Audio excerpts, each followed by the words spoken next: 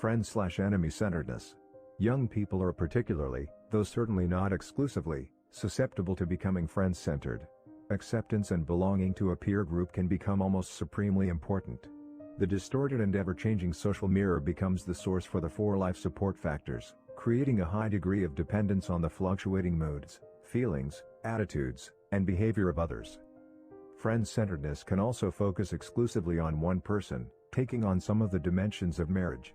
The emotional dependence on one individual, the escalating need/conflict spiral, and the resulting negative interactions can grow out of friend-centeredness. And what about putting an enemy at the center of one's life? Most people would never think of it, and probably no one would ever do it consciously. Nevertheless, enemy centering is very common, particularly when there is frequent interaction between people who are in real conflict.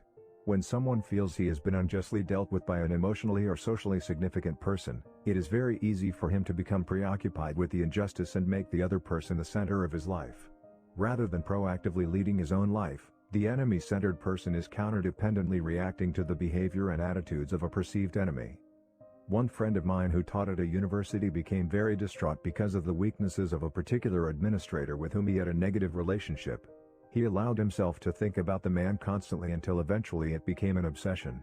It so preoccupied him that it affected the quality of his relationships with his family, his church, and his working associates. He finally came to the conclusion that he had to leave the university and accept a teaching appointment somewhere else. Wouldn't you really prefer to teach at this university, if the man were not here? I asked him. Yes, I would, he responded. But as long as he is here, then my staying is too disruptive to everything in life. I have to go. Why have you made this administrator the center of your life?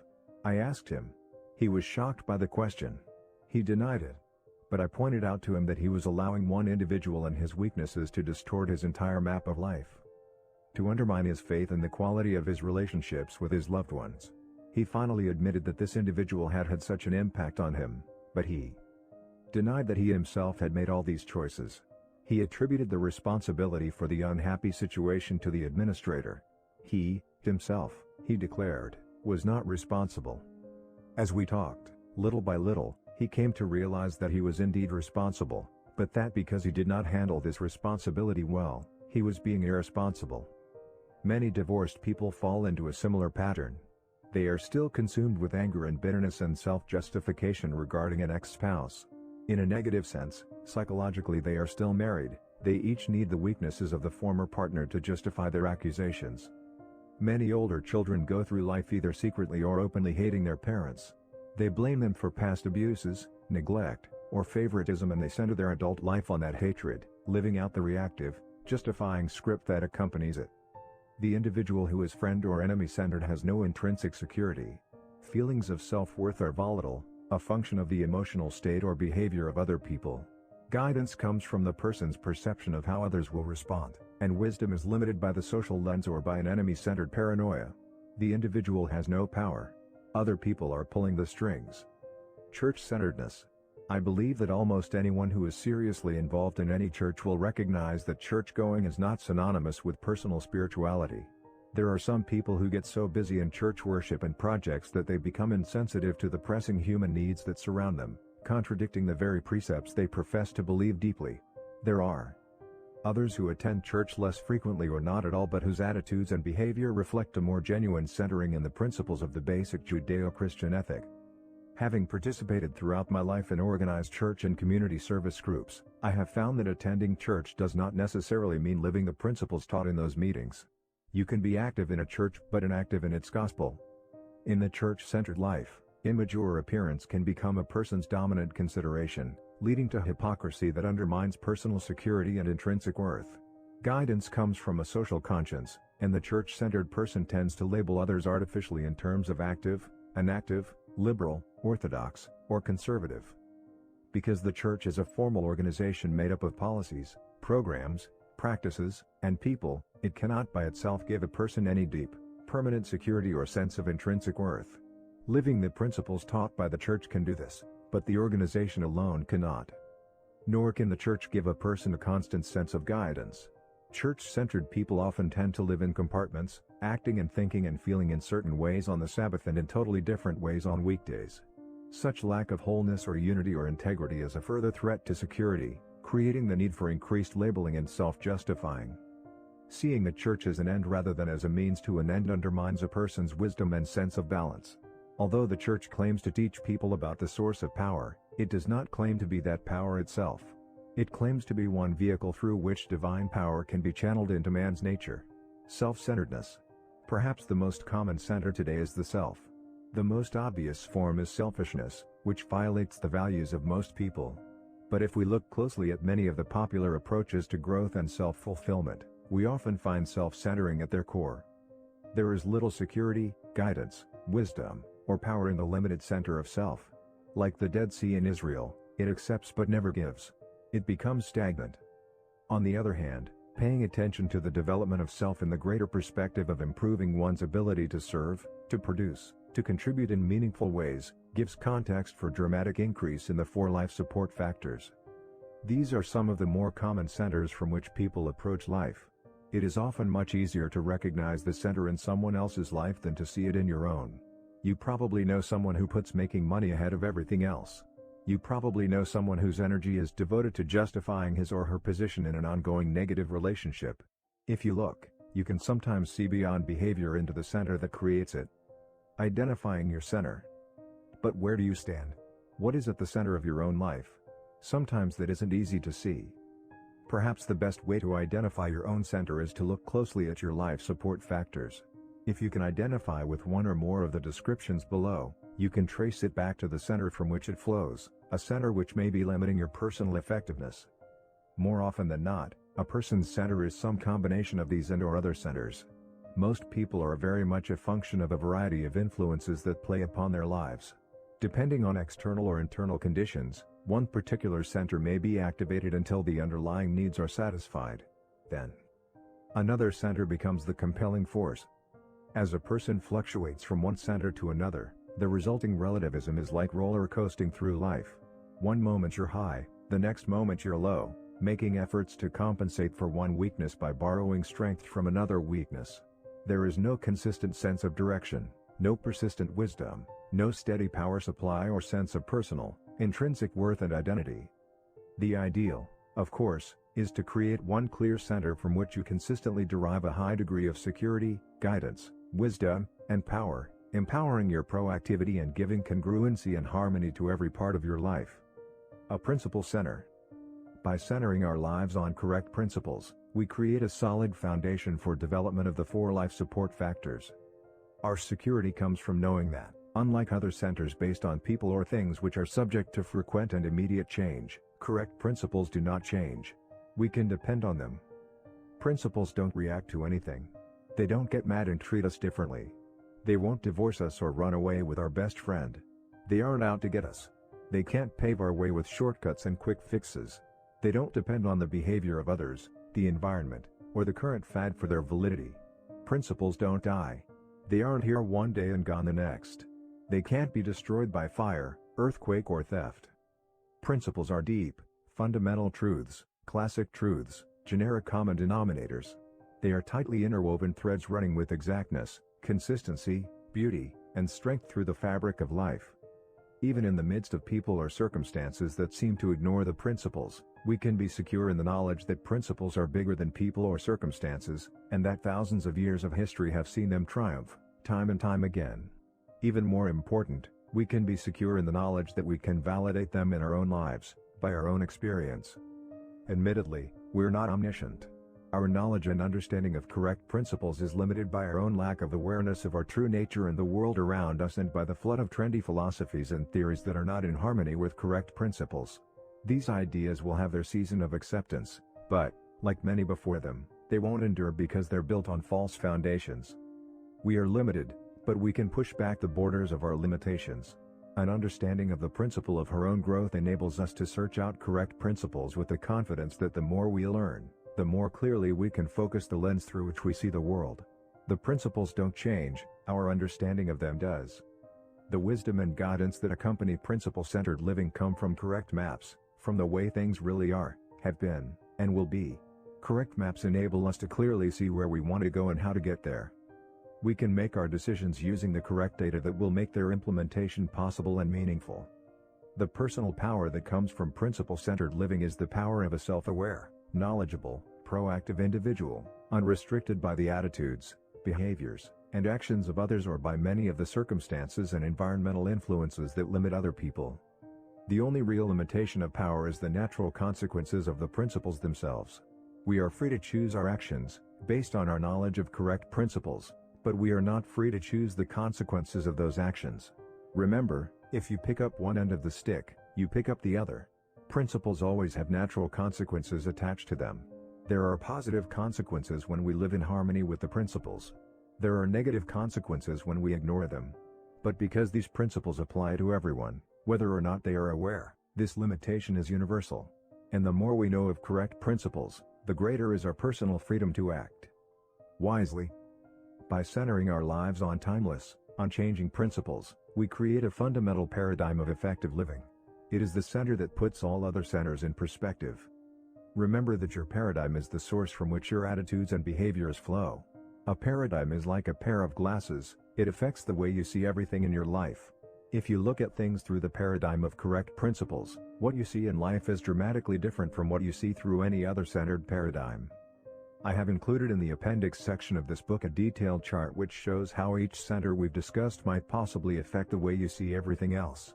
But for a quick understanding of the difference your center makes, let's look at just one example of a specific problem as seen through the different paradigms.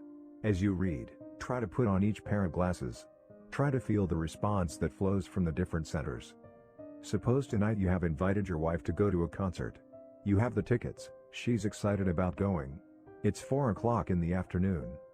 All of a sudden, your boss calls you into his office and says he needs your help through the evening to get ready for an important meeting at 9 a.m. tomorrow.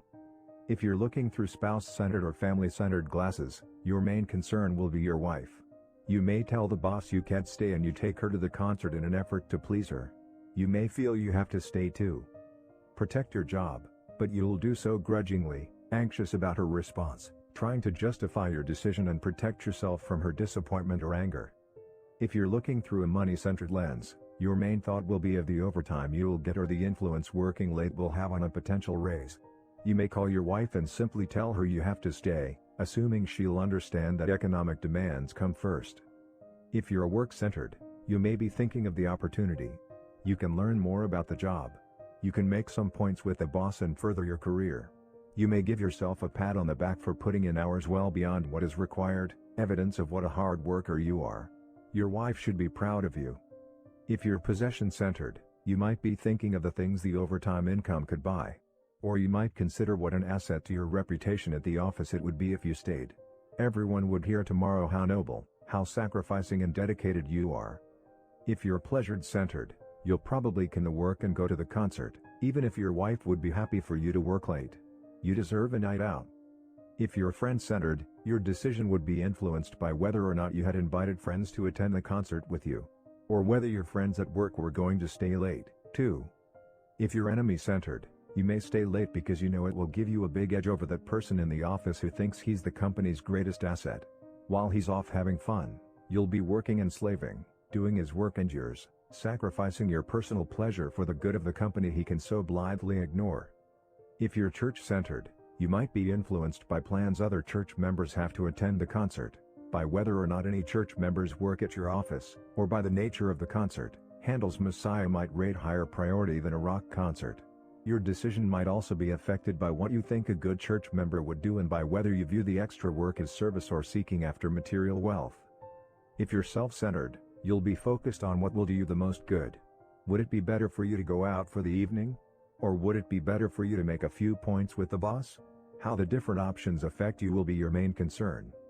As we consider various ways of looking at a single event, is it any wonder that we have young lady/old lady perception problems in our interactions with each other? Can you see how fundamentally our centers affect us? Right down to our motivations, our daily decisions, our actions, or, in too many cases, our reactions, our interpretations of events? That's why understanding your own center is so important.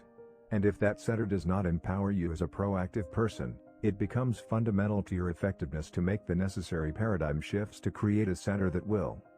As a principle-centered person, You try to stand apart from the emotion of the situation and from other factors that would act on you, and evaluate the options.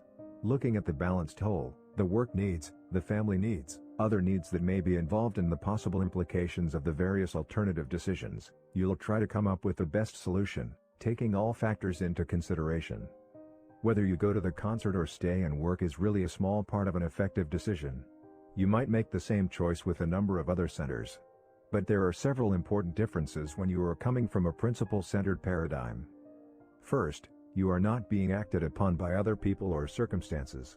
You are proactively choosing what you determine to be the best alternative. You make your decision consciously and knowledgeably. Second, you know your decision is most effective because it is based on principles with predictable long-term results. Third, what you choose to do contributes to your ultimate values in life. Staying at work to get the edge on someone at the office is an entirely different evening in your life from staying because you value your boss's effectiveness and you genuinely want to contribute to the company's welfare. The experiences you have as you carry out your decisions take on quality and meaning in the context of your life as a whole.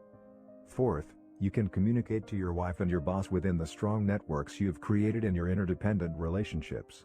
Because you are independent, you can be effectively interdependent.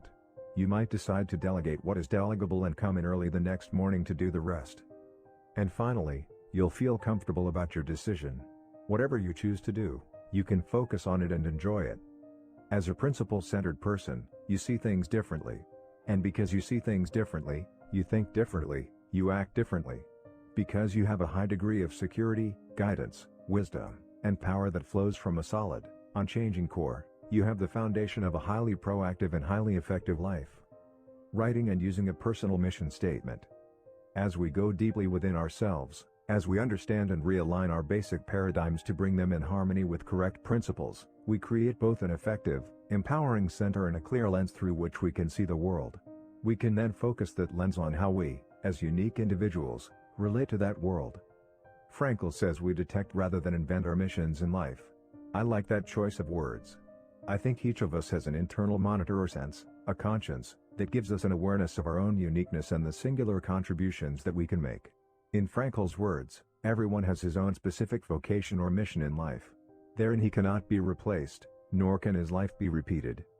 Thus, everyone's task is as unique as is his specific opportunity to implement it.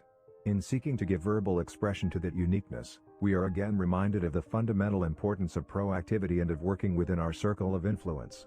To seek some abstract meaning to our lives out in our circle of concern is to abdicate our proactive responsibility, to place our own first creation in the hands of circumstance and other people. Our meaning comes from within. Again, in the words of Frankl, ultimately, man should not ask what the meaning of his life is, but rather must recognize that it is he who is asked. In a word, each man is questioned by life, and he can only answer to life by answering for his own life. To life he can only respond by being responsible. Personal responsibility, or proactivity, is fundamental to the first creation. Returning to the computer metaphor, Habit 1 says you are the programmer. Habit 2, then, says, write the program. Until you accept the idea that you are responsible, that you are the programmer, you won't really invest in writing the program. As proactive people, we can begin to give expression to what we want to be and to do in our lives. We can write a personal mission statement, a personal constitution. A mission statement is not something you write overnight. It takes deep introspection, careful analysis, thoughtful expression, and often many rewrites to produce it in final form. It may take you several weeks or even months before you feel really comfortable with it, before you feel it is a complete and concise expression of your innermost values and directions. Even then, you will want to review it regularly and make minor changes as the years bring additional insights or changing circumstances. But fundamentally, your mission statement becomes your constitution, the solid expression of your vision and values. It becomes the criterion by which you measure everything else in your life. I recently finished reviewing my own mission statement, which I do fairly regularly. Sitting on the edge of a beach, alone, at the end of a bicycle ride, I took out my organizer and hammered it out. It took several hours, but I felt a sense of clarity, a sense of organization and commitment, a sense of exhilaration and freedom. I find the process is as important as the product. Writing or reviewing a mission statement changes you because it forces you to think through your priorities deeply, carefully, and to align your behavior with your beliefs. As you do, Other people begin to sense that you're not being driven by everything that happens to you. You have a sense of mission about what you're trying to do and you are excited about it. Using your whole brain. Our self-awareness empowers us to examine our own thoughts. This is particularly helpful in creating a personal mission statement because the two unique human endowments that enable us to practice habit 2, imagination and conscience, are primarily functions of the right side of the brain. Understanding how to tap into that right brain capacity greatly increases our first creation ability. A great deal of research has been conducted for decades on what has come to be called brain dominance theory. The findings basically indicate that each hemisphere of the brain, left and right, tends to specialize in and preside over different functions, process different kinds of information, and deal with different kinds of problems. Essentially, the left hemisphere is the more logical/verbal one and the right hemisphere the more intuitive, creative one. The left deals with words, the right with pictures, the left with parts and specifics, the right with wholes and the relationship between the parts. The left deals with analysis, which means to break apart, the right with synthesis, which means to put together. The left deals with sequential thinking, the right with simultaneous and holistic thinking. The left is time-bound, the right is time-free. Although people use both sides of the brain, one side or the other generally tends to be dominant in each individual. Of course, the ideal would be to cultivate and develop the ability to have good crossover between both sides of the brain so that a person could first sense what the situation called for and then use the appropriate tool to deal with it. But people tend to stay in the comfort zone of their dominant hemisphere and process every situation according to either a right or left brain preference. In the words of Abraham Maslow, he that is good with a hammer tends to think everything is a nail. This is another factor that affects the young lady/old lady perception difference. Right brain and left brain people tend to look at things in different ways. We live in a primarily left brain dominant world, where words and measurement and logic are enthroned, and the more creative, intuitive, sensing, artistic aspect of our nature is often subordinated. Many of us find it more difficult to tap into our right brain capacity. Admittedly, this description is oversimplified and new studies will undoubtedly throw more light on brain functioning. But the point here is that we are capable of performing many different kinds of thought processes and we barely tap our potential. As we become aware of its different capacities, we can consciously use our minds to meet specific needs in more effective ways.